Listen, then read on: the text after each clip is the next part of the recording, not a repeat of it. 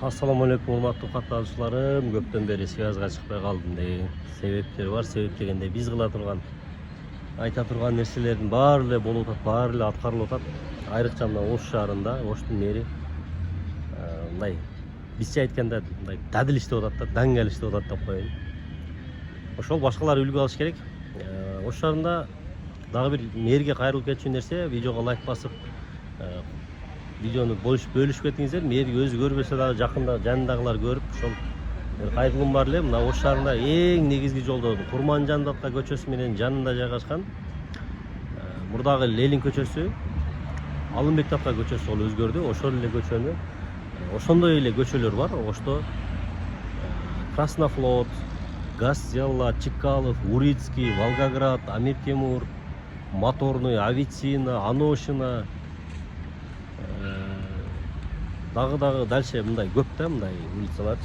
Анан баягы ички жолдордо бар, баягы Ахматжан, Махматжан деген мындай аты жыты жок, тиешеси жок адамдарга эле убагында баягы 3-4 миң акча берип атасын атын койдуруп жүргөндөр бар да, аларды сүрүштүрүп келсең даже согушка барган эмес болуш керек.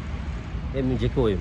Ошон үчүн ошол аттарды өзгөртүп бүт полностью мындай мамлекетке, шаарга салым кошкон адамдардын, залкар инсандардын аттарына өзгөртүп берсе деген ой, көпчүлүктүн эле ою ушундай болсо керек, өзгөрсө колдосо керек деп ойлойм. Ошол. Анан экинчи дагы жакшы жаңылык, Ош мэриясы өзүнүн жеке балансына, жеке бюджетине дейбизби, айтор баягындай курулуш техникаларын жаңы партиясын алдырып келдир да, бир 120-150 дейинчи. Бул деген сөз мына Ош шаарындагы сыноосунун экинчи сериясы башталат деген сөз. Анан ошондой эле мына өзүңүздөр көрүп билип аткандай, мына күз дагы келатат. Мындан буягына кышка чейин Ош шаарында азыр бүт жолдор, бүт ички жолдор, сырткы жолдор бардыгы бузулуп, талкаланып, сынооштор болуп, жолдор оңдолуп, кеңейтилип, ушундай курулуш боюнча мындай кайнап аткан убагында ошол кышка чейин жетишип калайлы деген дагы максатка мындай дополнительный техникалар келди. Балким эми мына сырт жакта жүргөн, курулушту түшүнгөн, техниканы түшүнгөн жарандарыбыз болсо Ош шаардык мэриясынын баракчаларын акмалап туруңуздар. Балким сиздерге ылайыктуу жумуштар чыгып калышы мүмкүн. Ошол. Анан дагы бир жаңылык, Ош шаардык мэриясы өзүнүн таксопаркын ачып атат да. Азыр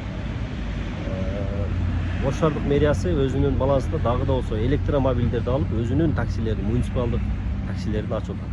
Бул шаардын бюджетине мындай сонун нерсе болот да. Бул ошол Жеңишбек Токторбаевди эми көз тийбес, жакшы иштеп атат.